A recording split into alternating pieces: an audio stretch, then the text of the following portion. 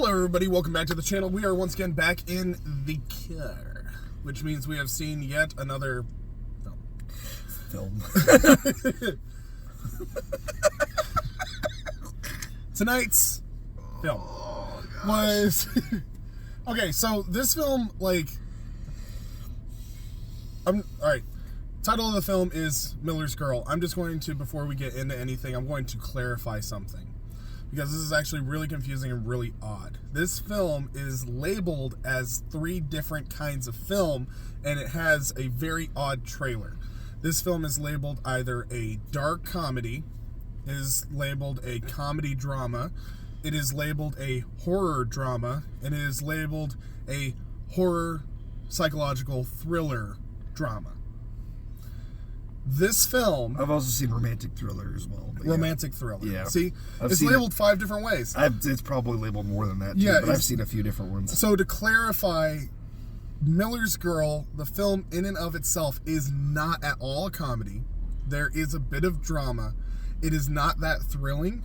It is mainly more a psychological rant. Yeah, I think it's meant to be a psychological thriller. It just doesn't do it very well, but that's what I think it's what it would best. That's the genre it would go into, but I wouldn't really call it that, and we'll get into why. Because I would say it's more like a blend of it's like psych-gothic. Yeah, that's kind of the feel of it. It's like a psych-gothic film. So just to clarify, that's the film that we saw today was Miller's Girl, a psych-gothic kind of film. DJ, scale of 1 to 10. I give it a 3. Okay, I also give it a 3. I could bump it up to a 4, but literally this film, just for me, it loses that extra point. I did not enjoy this film. I didn't enjoy the story very much. It's very muddled. It's very confusing. There are parts in it that are really just, it derails the entire film, and it remains derailed the majority of the time. It feels like you're kind of floating and waiting for something to ground it, and there never comes a scene when the movie itself grounds itself. Mm-hmm. This film could be labeled as pretentious just because the majority of the film takes place in a literary school reader mindset, so it quotes a lot of different books. It has a lot of themes that are entirely literary. There's a lot of monologues, and there are a lot of different things that are really clearly derived from higher thinking high school kind of writing. This film kind of feels like the really pretentious novel that your American lit teacher would have you read. That's kind of how it feels, in my opinion. Yeah. This film is technically very beautiful. The cinematography is really well there. They have good casting, but they don't utilize them very well. That's why I almost gave it a 4 for that, because it's shot well, and it's there are some amazingly well shot scenes in this. Yeah. And some really good, the film work. Yeah. The stage production is good. The production's good, the design's good, the clothing is, the costume design is really good. Even the score has some high points, but this film does very, very well with visual storytelling. The problem is, it doesn't do well with storytelling. Yes. It looks good, but the plot doesn't work. It doesn't do anything. So yeah, this film's just overall a 3 out of 10. I don't recommend seeing it in theaters, and you're not going to miss anything, so don't even bother waiting for it to come out into streaming. It really feels like we spent about an hour and 45 minutes in limbo, and then nothing ever really came about from it. Right. So I'd say that this is not a recommend. It is so far it's probably the worst well done film we've seen this year. It reminds me a lot of What Happens Later last year. It does. Of amazingly well put together film that has nothing in it that matters. But the problem with this one is What Happens Later was just kind of boring. This one is uncomfortable. This one's extremely uncomfortable. The subject matter in and of itself is really uncomfortable, and I don't feel like it was handled as well as it could have been and should have been. Yes. What Happens Later at least had a story, but it's very clearly a play that is supposed to be left as a play, and it wasn't meant for film. This doesn't feel like it was meant for anything. this film really feels like somebody had a passion project or had a couple of really cool lines that they had written down, and they were like, it's not enough to make a book, but maybe it's enough if I put enough visual storytelling and crap to kind of get it to go. Maybe. It's, yeah. So My biggest, I agree with you, cinematography, like, it's shot well, there's some good, like, builds to it, but my big beef with it is that it doesn't really say anything. Like, nothing matters in the end of the film. This is, it keeps feeling like it's ramping up to something, and then the hammer never drops. It's like a dubstep beat that's going, and you're waiting for the beat to drop, and it never drops. It just keeps going. Yeah. It's like doo-dip, doo-dip, doo-dip, doo-dip, doo-dip, doo-dip, doo-dip, and you just get bored of it. Like, is something going to happen, or am I just going to listen to the same 3 notes 15,000 times? Yeah. That's what this movie feels like. It's like, it just keeps reiterating and keeps ramping up, and then keeps climaxing, and then it just fizzles into nothing. And also the film doesn't explain itself enough so that at the end of the film you feel any kind of resolution. Yeah. Like, there's like 3-4 ways that you could probably take it. It's I guess they could have meant it as a thinker. Like, it's like, oh, we're supposed to think and discuss how we think it ended. But if you're gonna have a thinker, you make it more entertaining. Like, that's it. As a thinking film, it doesn't really. What all it made me think is, I want to be away from this. Like, I don't want to. I won't want to touch it with a 10-foot pole. I would like to be somewhere else. If it's designed to make you uncomfortable, that's fine.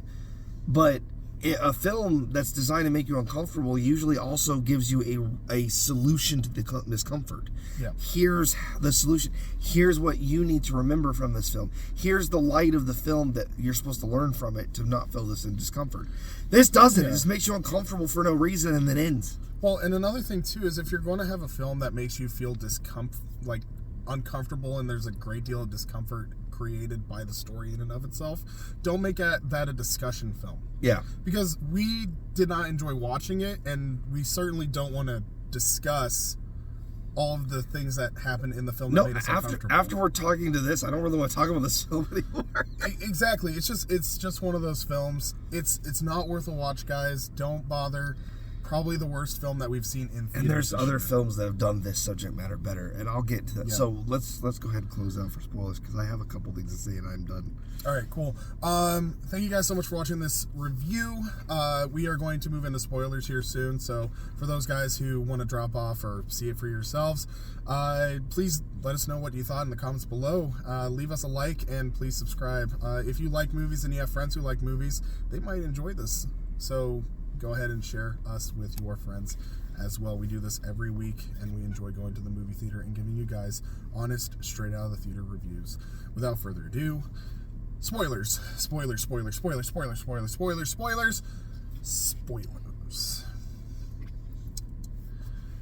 I cannot believe that most of the way through this film, not only did Tim Burton come out and quit his job of doing Wednesday Addams out of fear of being associated in any way to Jenna Ortega following the crash of this film, but then Beetlejuice came out and disowned her outright. Oh, gosh. Okay. You know, Jenna Ortega's character, this reminds me of the girl from Twilight. Like, oh yeah, it's kind of stiff. Wooden, she's stiff and wooden, but she opens up as it goes. The problem I have with this film, the subject of the film is a relationship between a teacher and a student, or a perceived one. She's 18, but she's in high school, and it's a high school student, so it's inappropriate regardless of the age. It's a bad situation to be in. And she's a part of a public school that is the most private school looking public school I've ever seen in my life. Yeah, right. But it's the problem with it. There are films like Obsessed. It's actually with an adult one, but that's a film where it does this. Someone wants someone who's already taken, and it does a better job of this. There's a film, I wish I could know the name of it, but there's a film like years ago when I was younger that's very much the same as this, but she was like obsessed with the teacher, and she tries to move on him, and then he's not reciprocating it, so then she gets angry and vengeful. I think I know what movie you're talking about. There's a lot of films. There's a lot of horror films, psychological thriller films that have done that subject matter, and they make it Orphan kind of. Yeah, exactly. Yeah. Yes, Orphan's a good one, where it's twisted or sick. But there's also even films that have taken this, because it's a real thing. Like, it happens. You have relationships between like students and teachers is a thing that happens. Yeah. It shouldn't, but it does. But one of the things that this film actually does a decent job of is showing how, like, blurring, being careful, not being careful about the lines blurring can get you into trouble. Like, right. Just being a little too friendly to a student, or even being like, it could be a bad perception. Yes. It could be a feeling of leading the student on. Yes. And she gets the girl, like, gets into it. The show Glee actually did this, whereas like the leads, one of the girl started falling in love with the teacher because he was giving her special treatment and helping her because he saw her talent. Yeah. But then she started taking it as a relationship thing. Well, he just cuts her off and goes, "No, we're not. That's not what this is." He kind of lets it go a little too long before he pulls the line. It's not until she writes to him and he sees how bad it actually is, like, oh, wait a minute, I didn't realize that's how you saw this. That's not what this is. Yeah, and then the other thing, too, is he gets really flippant about the fact that she just reported that with, like, the story. But then he doesn't explain it very well. So we, as the audience, are kind of left going, okay, we know that some of this is mental. She's put the image forth and she's written it out so that she can get her right mindset to write the piece. And a lot of it was actually just the piece being rewritten. The issue is this: there is no real break where we come to understand fully what really wasn't. Yes. Because there's parts in it where, like, the super duper uncomfortable scene where he's in the shed, I think wasn't real. And I think it wasn't real because he literally has to take, like, months of vine growth off of his shed before he can get into the shed. So that looked like a tell. Yeah, that looked like a tell. When he was pulling it off, I was like, how long has it been since he's been in there? Wasn't he in there early in the film? And then I thought about you. I'm like, oh, this is probably a say that that never actually happened. Yeah. That was what she was thinking he was doing. But then how was she thinking that? How did she know that he has an office in the back of the house? Well, I don't. That's what's weird about it. It's like you see him and her both at the same time, like, and they're monologuing over each other, and it's like what each of them is actually feeling or seeing. So it's confusing. And then there's the kiss scene that you think isn't real. So they start blurring the lines, which is fine. Like, that's a storytelling element where you can blur the lines. The problem is it ends very suddenly without any of that getting closure. Well, exactly. You never know what it actually real or not. And people can say, well, that's the mystery of it. Well, yeah, but in a thriller, you solve the mystery at the end. You don't just leave it open. Leaving open mysteries at the end is something you do when the major plot points have been resolved and you leave like one or two things unsolved for the audience. You leave a couple of things to like haunt the audience. Yes. The problem is that you left the film for the audience to think about. So this isn't House on Haunted Hill where like there's a few questions but it's mostly resolved. Yeah. This is the entire film is left unresolved. You don't know anything or what the purpose is. And that's something that like the artiste would say, well, that's subversion. Yeah, well, it's dumb, and we don't want to. We hate it. Like, we hate it. We don't want to go to a movie and see this get ramped up, and then just left for us to figure it out in the end.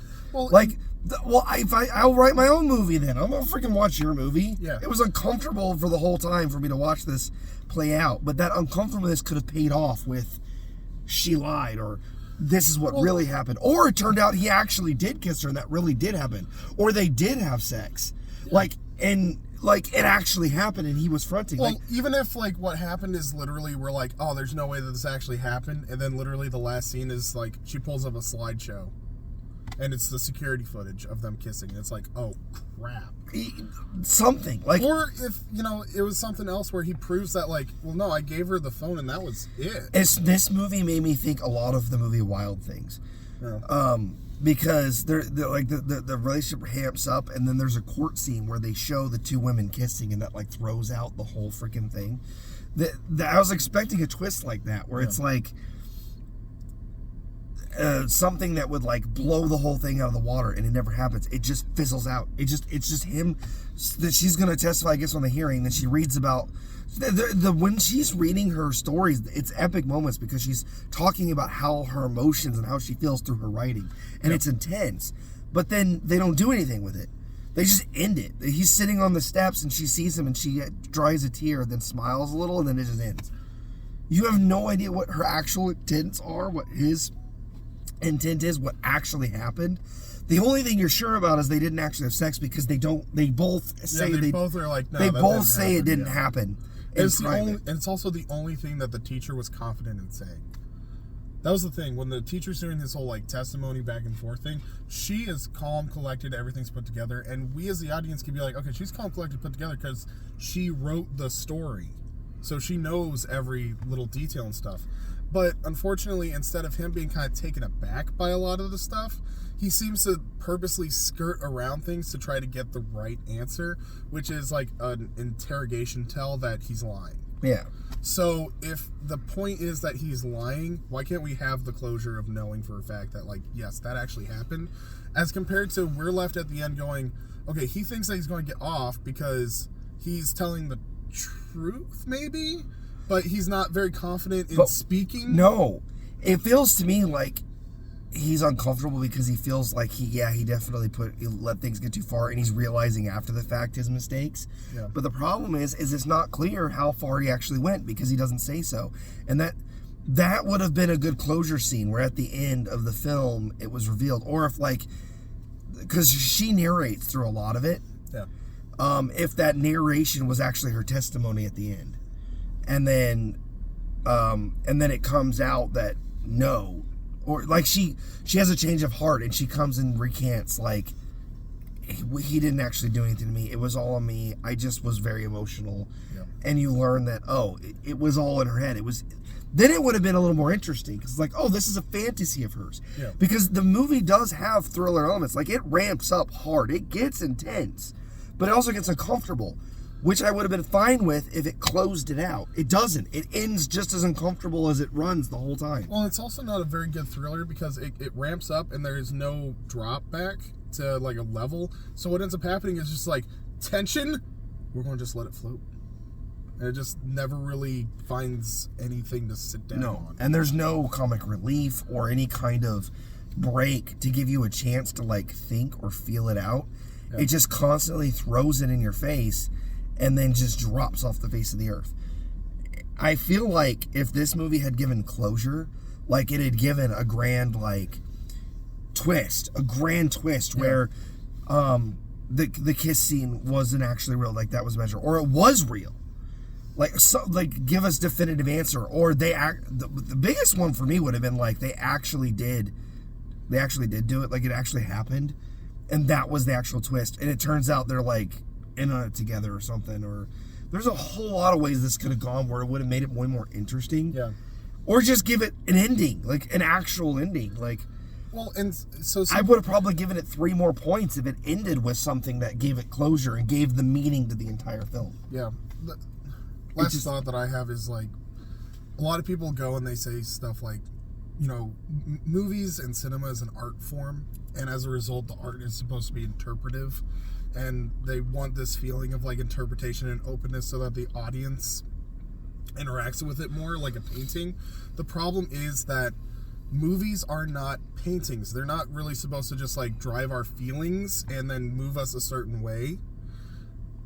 Movies have to have grounding. Movies are stories. Stories have to have grounding. And they're visual. And this one yes. is this one is great visual storytelling. There's some great camera angles they take. There's a scene where she like is just interrogating him basically, and his character, and she's standing high, and you made a point. Well, no, she literally is belittling him and showing her power over the situation. Yes, and it's a great camera shot. Yeah. But the monologue, the stuff she's telling about is like good, but there's these breaks in it where she's monologuing and then pauses for a second and monologues like they're supposed to be back and forth dialogue. And he's just standing there taking it for like 10 minutes, and then she walks away and he just looks like, what just happened? And it's like. Yeah. What was that? Like, it just fizzles out. Like, you have this great cinematographic moment, and then you don't do anything with it. That whole thing encapsulates the whole film. because literally it has the great cinematography, it has a bunch of buildup, and then it just leaves the situation to float. Yep. And it floats in a way that the audience cannot take anything tangible out of the film. Yeah. Like, so, the wife was a confusing one, because early on he's like she's dismissive of him. The wife's but not abusive. But then she's suddenly like super abusive and cruel out of freaking nowhere. And then she just turns on him. And all of that, she turns on him after encouraging him down the road of depravity, essentially. Yes. So it makes no sense. A lot of the characters have really odd motivations. Or the thing is that there's sometimes when the character who's in the right and did the right thing still did the wrong thing and still crossed the line. This whole time up in this movie, I felt like the wife was supportive but kind of challenging. Like, she would hit him like, I'm not telling you you're worthless. I'm telling you you're not giving your potential. Yeah. Like, she was complaining about him not meeting his potential. Like, you could be more than what you are. But then in the end of the film, like, you're nothing. You can't ever be anything. And it's like, okay, so she was just abusive the whole time, and like we weren't seeing that. Is the end of the movie showing? So I'm like, okay, well, is the end of the movie showing clarity? Like, this is the reality.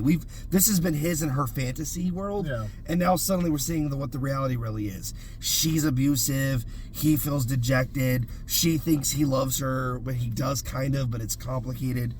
And so that's the actual reality. Okay, well, that's fine, but it's still confusing. If that was your big reveal, it wasn't done well. That's true. And for a film that's so cinematographically put together well, it doesn't hit the cues to kind of make the situation more clear. Yes. It needed to be more clear visually, which is so frustrating because it did so well visually or the entire less time. Or they could have been more vague, because then it would have just been the whole film's a mystery and you're just kind of on the edge of what's real or not. That would have been a nightmare. Well, no, because what you do in that case, the film's already vague. You make it like psychological, like everybody's living in a fantasy. There's films that have done that where the entire fantasy. Well, Sucker Punch. Well, but here's the difference. Sucker Punch does a thing where it's very clear when the reality snaps back because the cinematography's different enough that it is more grounded and darker. Yes. Which is saying something because it's Zack Snyder and everything that Zack Snyder does is practically black and white. But that's what I mean. It does it better. Yeah, it's still not even an amazing film, but it does a better job of delineating like fantasy from reality. And the problem is, here's the thing though, Sucker Punch grounds itself. Sucker Punch always grounds itself. It doesn't leave a lot of stuff vaguely. Yeah. So it always grounds it and it always has a wrap up. And the thing is that Sucker Punch has an ending. It's a horrible, horrible ending because literally we have our main character get lobotomized. It's still an ending and we still understand the ending. It's a change. It's a clear change. This film ends without that clear change. And there's like I said, there's like I think we quoted in this review like 6 films so far that did a better job of some of this same material. Psychological, imaginary, thriller elements, romantic elements, forbidden love elements. Like there's so many things that have done a better job of handling almost everything this did. The only thing this film did really well was incredibly good visual storytelling, but until it didn't use its visual storytelling to clarify itself.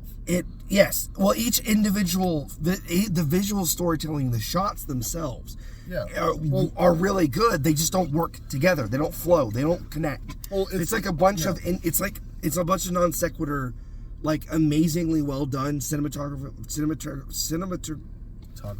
Yeah, sure. Moments that just peak and drop off the face of the earth, and there's nothing to really connect them or bring it together or make it a whole film. It feels like a bunch of individual like punctual marks in a story that were filmed and then they just fillered in between it. The best moments of this film are when she's walking out of the woods up to the 2 teachers on the bench. Every time she comes in there, there's a slow change in her wardrobe and her demeanor and the way she acts to everybody, and it's like a slow change. And that was really well done, but everything like else just is weird and confusing, and a lot of it's boring too. Yeah, the film's very, very boring. It's kind of a beautiful mess kind of thing. It feels like a really well painted balloon that got painted. It's so beautiful, and then they just let it out in the middle of a stormy day and went, how hauntingly beautiful, it means so much, without explaining at all what any of the meaning was. So anyway, I feel like one of those art experiments where they like stack the buckets of sand and push it and let it fall, and then don't say what it's for. Right. It's like it's. I understand abstract art, but if your art is so abstract that people can't understand what your meaning is, well, they have to pull their own meaning. Yeah, but they're not going to be able to pull any meaning if you don't give them anything. It's like a blank canvas. Well, no, look, it's art. Okay, what am I supposed to do with that? I need something to look at. It's a visual medium. Well, yeah. Give me something to look at so that I can understand, like, something of what's going on. It's almost so interpretive that the audience gets nothing. You got to give me something to go on. You can't just show me nonsense and then expect me to praise it. Like, I'm just gonna, no, I don't know what this is. I don't care. I'm uncomfortable. I don't know why. Yeah. Anyway, we've gone on long enough. This film is just one of those things. It's really not worth your guys' time. We didn't enjoy it. It's not good. Don't waste your time. If you are going to need a place to fill that void in your heart, though, where this hour and a half of film would take, because you really wanted to see Jenna Ortega in Miller's Girl, guess what? You can fill that void in your heart with our content. If you like this video, comment down below. Let us know what you thought about our review and about Miller's Girl in general. But also subscribe, because we have plenty of content to fill that void in your heart where Miller's Girl definitely shouldn't plague it. We'll see you guys in the next video. Thanks for watching.